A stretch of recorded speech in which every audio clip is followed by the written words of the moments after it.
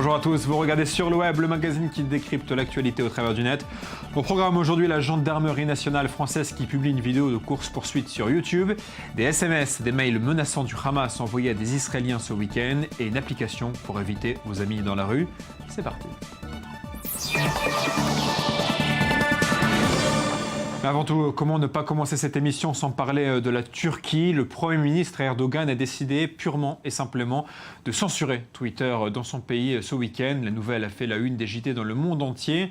Le blocage est entré en vigueur dès jeudi soir. Un peu plus tôt, Erdogan avait menacé d'interdire le réseau social. Une manière évidemment pour lui de répondre à la publication d'enregistrements téléphoniques le mettant en cause dans un scandale de corruption. Quoi qu'il en soit, sur place, la jeunesse est très en colère. Tout ça, c'est à cause des problèmes qu'on est en train de vivre que Twitter a été bloqué. C'est pour éviter que les jeunes puissent communiquer entre eux, pour empêcher que les jeunes gagnent la bataille. C'est une provocation pour inciter les gens à manifester dans la rue. Et après, l'AKP va dire « nous, on n'y est pour rien ». Voilà, toujours à propos de ce sujet, ce qu'il faut ajouter, c'est qu'en dépit de la censure de Twitter, selon un site spécialisé, il n'y a pas eu d'effondrement du nombre de tweets envoyés. Alors pourquoi?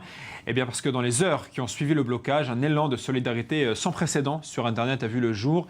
Des centaines d'internautes ont publié les consignes à suivre pour parvenir à contourner la censure via des techniques informatiques ou via des applications.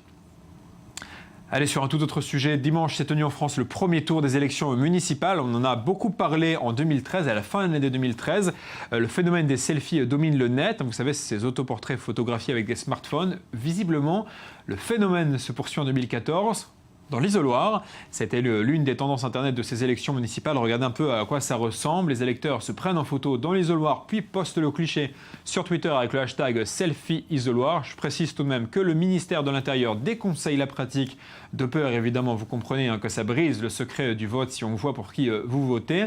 Et sur un ton un peu plus sérieux, parmi les bulletins nuls, certains ont été un peu surprenants, comme celui-ci, qui parle des Juifs face à Mandé. Encore celui-là sur Poutine, encore un autre sur les Roms. Voilà, très charmant les bulletins nuls. Allez, on passe à notre dossier du jour. Notre dossier du jour concerne la diffusion sur YouTube par la gendarmerie nationale française de la vidéo d'une course-poursuite. La scène s'est passée dans la Marne, elle a été filmée de nuit par hélicoptère. On peut y voir la traque d'un véhicule, puis l'arrestation de 4 individus dans la cour d'une ferme. À l'heure actuelle, les faits qui leur sont reprochés sont le refus d'obtempérer ainsi que la circulation à bord d'un véhicule volé et faussement immatriculé. La poursuite s'est déroulée le 6 mars dernier. Elle s'est étalée sur 250 km et 3 départements. Alors regardez à quoi ça ressemble. La vidéo a été publiée sans son. La musique que vous allez entendre a été rajoutée par nos soins. C'est juste pour vous maintenir éveillé.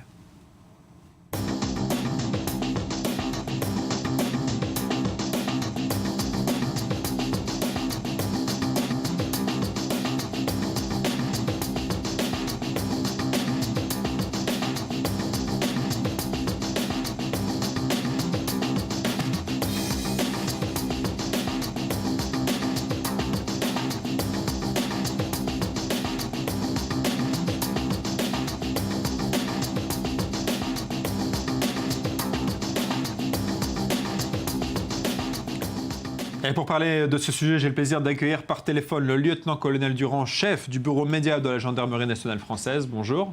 Bonjour. Merci beaucoup d'être avec nous. On dit que c'est la première fois qu'une telle vidéo est publiée sur Internet par les forces de sécurité françaises. Est-ce que d'abord vous confirmez que c'est la première fois? Alors c'est la première fois qu'elle est mise en ligne, une telle vidéo d'image d'hélicoptère d'une interpellation réalisée, filmée en tout cas par la caméra thermique d'un hélicoptère est mise en ligne sur Internet. En revanche, ce n'est pas la première fois que des médias diffusent des extraits d'images vues d'hélicoptères. On l'a déjà fait sur des journaux télévisés notamment. Pourquoi l'avoir fait alors? Pourquoi avoir publié sur Internet cette fois-ci? Alors là, ce que nous avons voulu montrer, c'est la capacité qu'a la gendarmerie nationale française à assurer une véritable continuité territoriale et à pouvoir coordonner une opération qui va se passer de nuit, à 2 h du matin, sur 250 km, sur 3 départements traversés, 2 régions, et qu'en fait, à 250 km/h de vitesse également, puisque le véhicule en fuite atteint des vitesses très très élevées, qu'en fait nous avons la capacité à pouvoir suivre les malfaiteurs. Même dans le noir. Même dans le noir, même la nuit, même alors que je dirais l'activité est quand même réduite de nuit en France et un peu partout. Nous avons cette capacité, notamment grâce aux patrouilles au sol, grâce à notre système, notre maillage territorial, notre positionnement sur le territoire, et grâce à l'hélicoptère avec ses outils et notamment cette caméra, à pouvoir prendre en compte un fait qui se passe au sud de Paris et aller interpeller les auteurs dans une ferme 250 km plus loin. Alors, lieutenant-colonel Durand, est-ce qu'on doit s'attendre dans le futur à davantage de vidéos de ce genre et peut-être même à des directs à la télévision comme aux États-Unis? C'est vrai que là, quand on voit la vidéo, on se croit un peu dans un film. Est-ce qu'on doit s'attendre à ça? Des directs à la télé comme aux États-Unis? Non, des directs, en tout cas, ce n'est pas du tout notre envie, notre esprit. Là, on est malgré tout sur des faits judiciaires. Les faits se sont passés le 6 mars. Nous avons quand même attendu plus de 15 jours avant de les publier. Pourquoi ce délai? Pourquoi ce délai? Tout simplement parce que il a fallu avoir les différentes autorisations pour pouvoir les montrer. Il a fallu récupérer la vidéo, exploiter les images que nous pouvions montrer. L'objectif n'était pas du tout de faire du direct. C'était vraiment de montrer cette capacité et finalement d'avoir cette démarche vis-à-vis du public, parce que là, en revanche, autant les vidéos, nous ne sommes pas pour montrer des vidéos en direct.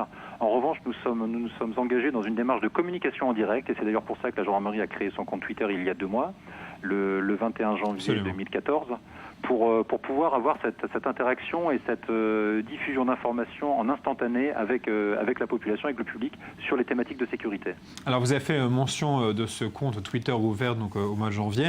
C'est une stratégie, on peut l'appeler, une stratégie 2.0 de la gendarmerie avec ce compte YouTube, cette vidéo postée sur YouTube et ce compte Twitter. Quelle est la stratégie vraiment de la gendarmerie pour entrer dans ce monde 2.0 ? Mais en fait, on a une stratégie globale qui ne s'arrête pas au lancement d'un compte Twitter. Je dirais que c'est la dernière étape de notre vision globale, vision numérique globale. La gendarmerie est présente sur Facebook depuis 2010. C'était une page institutionnelle, c'était l'actualité de la gendarmerie, mais je dirais de manière très grand public. Nous avons voulu avoir une démarche d'information de proximité auprès de la population, encore une fois sur les questions de sécurité, délivrer de l'information opérationnelle, des appels à témoins, la prévision de contrôle routier, faire de la prévention sur la route, diffusion de signalements dans le cadre de recherche de personnes également.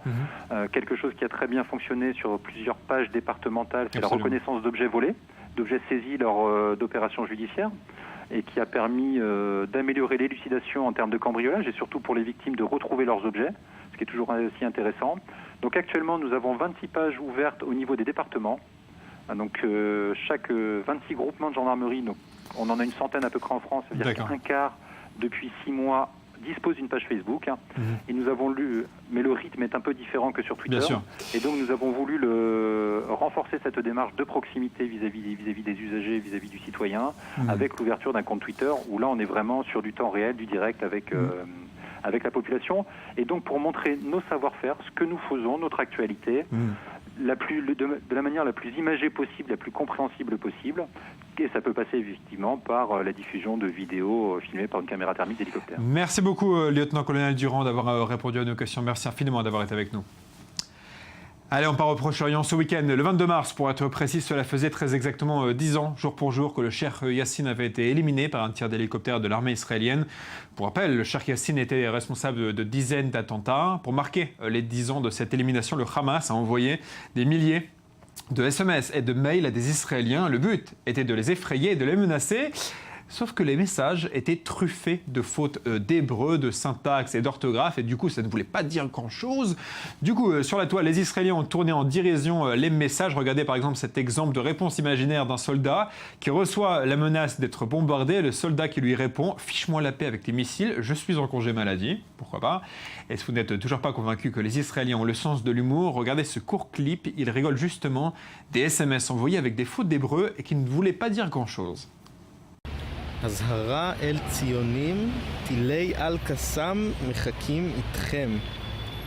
סליחה? كيف حمش כבר עבר?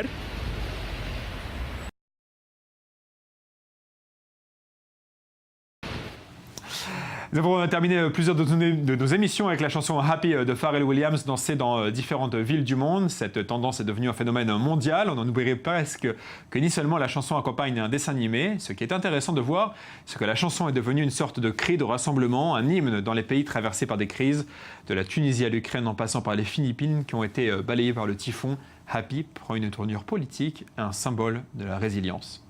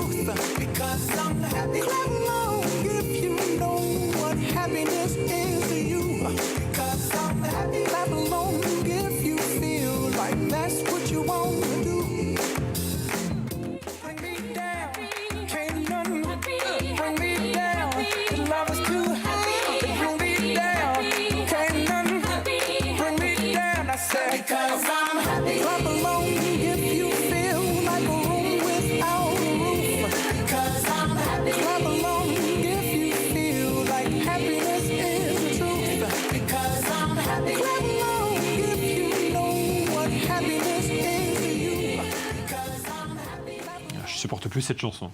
Pour la première fois de l'histoire du web français, s'est tenue une cérémonie de remise des prix aux plus grands talents du web. La cérémonie a été retransmise sur W9. Elle est animée par Anthony Cavana. La soirée s'est déroulée au théâtre Bobino à Paris et a été suivie par 797 000 téléspectateurs. Au total, 10 prix ont été remis. Cyprien est le grand vainqueur de la soirée. Il est reparti avec 2 prix, celui de la vidéo de l'année et celui du prix du meilleur sketch collectif. Norman, de son côté, a gagné le prix du meilleur clip solo pour le sketch Avoir un chat. Session de rattrapage pour ceux qui ne connaissent pas. Moi, avec mon chat, on a vraiment un bon feeling. À aucun moment, je regrette de l'avoir adopté. Faux. J'ai acheté une laisse pour les chats. Mais je comprends pas pourquoi ça existe, ce genre de truc, vu qu'il refuse absolument de se faire promener. On dirait qu'en fait, je promène son cadavre. C'est bon, j'ai trouvé une solution. Moi, mon chat, il y a un truc qu'il apprécie vraiment faire. C'est miauler près de 4 millions de fois par jour, pour aucune raison. Par contre, au moment où je dois partir, que je suis bien en speed et que je l'appelle pour vérifier s'il est là, il a vraiment l'intelligence de ne plus miauler du tout. Ce gros con. Sergi ? Sergi ? Sergi ? Je rigole plus là. De toute façon, moi j'arrive pas à bien l'éduquer, mon chat. Avant de passer à l'œil du net, je voudrais prendre quelques secondes pour vous mentionner l'existence d'une application antisociale. Alors, on avait déjà un peu parlé de cette application à l'été dernier lorsqu'elle était au stade expérimental. Alors, elle s'appelle Clock. Son but est de vous aider à ne pas croiser vos amis en ville. Oui, je sais, c'est assez surprenant, mais c'est très sérieux. Selon le descriptif de l'application, l'objectif de Clock est d'éviter, je cite, ses ex, ses collègues ou le gars qui adore s'arrêter pour discuter.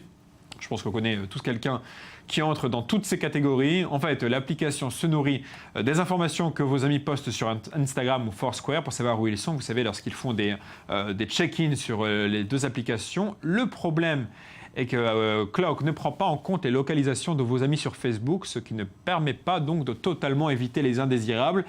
Mais rassurez-vous, les concepteurs de Clock travaillent sur une solution. Allez, on passe au sujet décalé du jour. C'est l'œil du net. La vidéo que vous allez voir a été réalisée par 2 jeunes diplômés. La réalisation a coûté moins de 1 500 $, c'est-à-dire rien du tout. Elle ressemble à une pub pour les voitures électriques de Tesla. Entre-temps, Elon Musk, qui est le patron de Tesla, a vu la pub et l'a adorée. Les 2 jeunes ont accepté de faire don de leur pub pour faire parler de leur capacité artistique. Et ça marche, puisque Tesla, le constructeur de voitures électriques, leur a proposé du travail. Regardez la fameuse pub.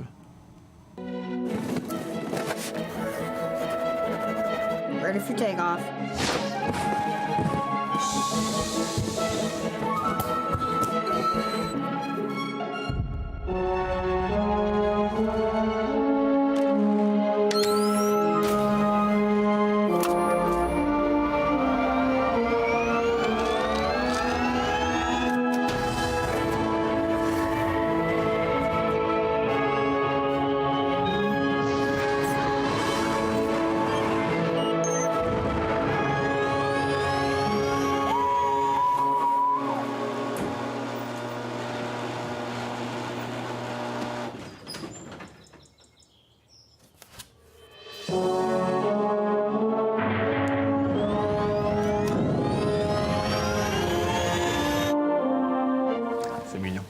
Voilà, c'est la fin de cette émission. Merci à vous de l'avoir suivi. On va se retrouver demain, même heure, même endroit, pour de nouvelles informations en provenance du web. On se quitte avec un jeune garçon capable de reprendre tout seul 14 voix de chanteur. Oui, c'est très bizarre.